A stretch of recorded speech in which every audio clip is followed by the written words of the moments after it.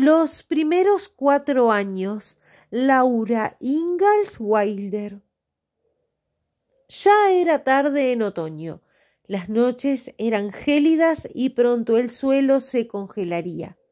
La roturación del nuevo campo de 50 acres estaba casi terminada. Ya no había paseos los domingos por la tarde. Skip y Barnum trabajaban demasiado arando como para que los llevaran. Debían tener un día de descanso. En cambio, había largos paseos a caballo, pues Almanzo tenía su propio pony de silla, y Fly y Trixie, al no tener nada más que hacer, siempre estaban listas para salir. Laura y Trixie habían aprendido a trotar juntas.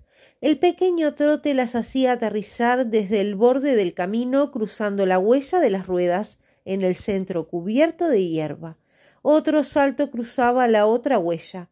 Trixie se deslizaba con tanta ligereza sobre sus delicadas patas que nunca se sacudía. Un día, mientras corrían por el camino, Almanzo dijo: «Oh, sí, Trixie puede saltar rápido y corto, pero Fly puede huir de ella». Y Fly se sobresaltó. Laura se inclinó sobre el cuello de Trixie, la tocó con el látigo e imitó, lo mejor que pudo, un grito de vaquero. Trixie salió disparada como un rayo, dejando atrás a Fly. Laura la detuvo y se quedó un poco sin aliento hasta que Almanzo llegó, pero cuando Almanzo protestó por el sobresalto repentino, dijo con desenfado: «Oh, Trixie me dijo que iba con tiempo de sobra». Después de eso se demostró muchas veces que Trixie era más rápida a menudo en un viaje de 20 millas por la pradera abierta antes del desayuno. Era un momento feliz y despreocupado de dos personas que simpatizaban profundamente y hacían prácticamente lo que querían. Claro que de vez en cuando Laura pensaba en la escasa cosecha y se preguntaba. Una vez incluso guardó la crema con cuidado y envió un tarro de mantequilla fresca al pueblo para venderla, pensando que ayudaría a pagar los víveres que Almanzo compraba. Junto con la mantequilla, envió 5 docenas de huevos, pues la pequeña bandada de gallinas que se alimentaban en el granero, los pajares y los campos ponían maravillosamente bien. Pero Almanzo trajo la mantequilla. Ninguna tienda del pueblo la quería a ningún precio, y él solo había conseguido 5 centavos por docena de huevos. Laura no podía ayudar a nadie de esa manera. Pero ¿para qué preocuparse? Almanzo no lo hacía. Pronto el granero trasero de la casa se acondicionó para el invierno. Era un lugar cálido para el ganado, con heno apilado firmemente a cada lado contra la estructura. El heno se apilaba incluso sobre el techo, con un grosor de aproximadamente 1,5 metros en los aleros y un poco más en la cima para crear suficiente inclinación y evacuar el agua. Con un cuchillo largo para heno, Almanzo había hecho 2 agujeros en el pajar del lado sur del granero. Luego había puesto ventanas sobre los agujeros dentro del granero, pues, según él, el ganado debía tener luz incluso con la puerta cerrada. Cuando el granero estuvo acondicionado, llegó la hora de la matanza. Pero el señor Larsen, el vecino del otro lado de la calle, lo hizo primero. El señor Larsen siempre pedía prestado. Esto era motivo de desacuerdo entre Almanzo y Laura, pues Laura se oponía a que se usaran las herramientas, pues podrían romperse y no se devolverían.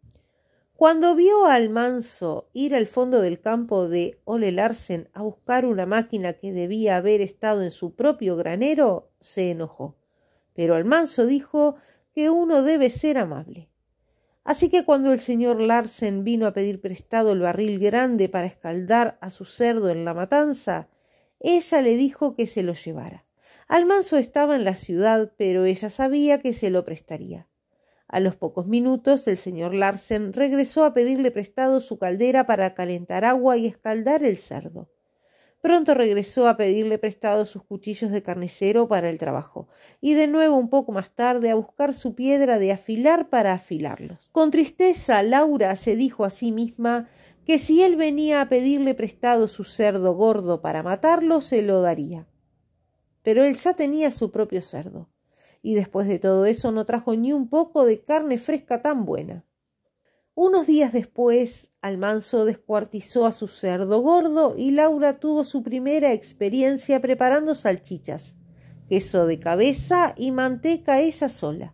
Los jamones, las paletas y las costillas se congelaban en el cobertizo antitormentas y la carne grasa se salaba en un pequeño barril.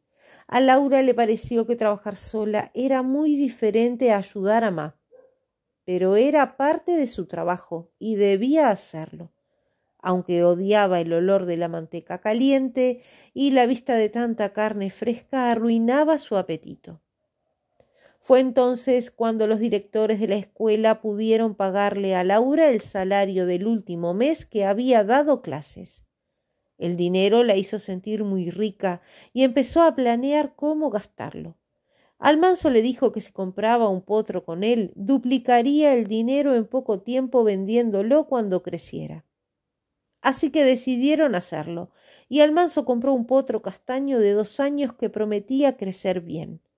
Laura no se molestó en ponerle nombre al potro, solo iba a venderlo de nuevo, así que ¿de qué serviría? Pero el animal estaba bien alimentado, cepillado y cuidado para que creciera bien. Un día ventoso, Almanzo salió temprano para el pueblo, dejando a Laura muy sola. Estaba acostumbrada a ser la única persona en el lugar y no le dio importancia, pero el viento era tan frío y cortante que no había abierto la puerta principal. Todavía estaba cerrado por la noche. A media mañana, ocupada con su trabajo, Laura miró por la ventana y vio a un pequeño grupo de jinetes cruzando la pradera desde el sureste. Se preguntó por qué no viajaban por el camino. Al acercarse, vio que eran 5 y eran indígenas. Laura había visto a los indios a menudo, sin miedo, pero sintió un vuelco en el corazón cuando llegaron a la casa y sin llamar intentaron abrir la puerta principal. Se alegró de que la puerta estuviera cerrada con llave, así que se deslizó rápidamente a la trastienda y cerró la puerta exterior con llave. Los indígenas rodearon la casa hasta la puerta trasera e intentaron abrirla. Al ver a Laura por la ventana, le hicieron señas para que abriera, indicándole que no le harían daño. Pero Laura negó con la cabeza y les dijo que se fueran. Probablemente solo querían comer, pero nunca se sabía. Hacía solo 3 años, los indígenas casi se lanzaron a la guerra un poco más al oeste, e incluso ahora amenazaban con frecuencia los campamentos del ferrocarril. Ella no abrió la puerta, pero los observó mientras charlaban entre ellos. No podía captar ni una palabra que pudiera entender y tenía miedo. No estaban actuando bien. ¿Por qué no se iban? Iban al establo y su nueva silla de montar estaba colgada allí, y Trixie también estaba allí. Trixie, su mascota y compañera. Laura tenía miedo. En la casa había relativa seguridad. Apenas podían entrar, pero ahora Laura también estaba enfadada y, como siempre, actuó con rapidez. Abrió la puerta de golpe, corrió al establo y desde allí ordenó a los indios que salieran. Uno de ellos palpaba el cuero de su hermosa silla de montar y el otro estaba en el establo con Trixie. Trixie también tenía miedo. Nunca le habían gustado los desconocidos y tiraba de su cabestro temblando. Los otros indios examinaban la silla de montar de Almanzo y el arnés de la calesa con sus brillantes adornos de níquel, pero todos se acercaron y rodearon a Laura justo afuera de la puerta. Ella se abalanzó sobre ellos y pateó el suelo. Llevaba la cabeza descubierta y sus largas trenzas castañas ondeaban al viento, mientras que sus ojos morados despedían fuego como siempre que estaba enfadada o muy emocionada. Los indios solo se quedaron mirando un instante. Entonces uno de ellos gruñó una palabra ininteligible y puso la mano sobre el brazo de Laura. Rápida como un rayo, ella le dio una bofetada con todas sus fuerzas. Esto lo enfureció y se dirigió hacia ella, pero los demás indios rieron, y uno que parecía ser el líder lo detuvo. Entonces, con señas que lo señalaban a él mismo y a su pony, y luego con un gesto del brazo hacia el oeste, dijo: ¿Vas tú? Tú ser mi india. Laura meneó con la cabeza y golpeando el suelo con el pie les hizo un gesto a todos para que se dirigieran a sus ponis y se fueran, diciéndoles adiós. Y se fueron montados en sus ponis al galope, sin sillas de montar ni bridas. Pero mientras iban, su líder se giró y miró hacia Laura. Miró donde ella estaba. Se quedó de pie, con el viento agitando sus faldas a su alrededor y sus trenzas ondeando, observándolos alejarse a través de la pradera hacia el oeste.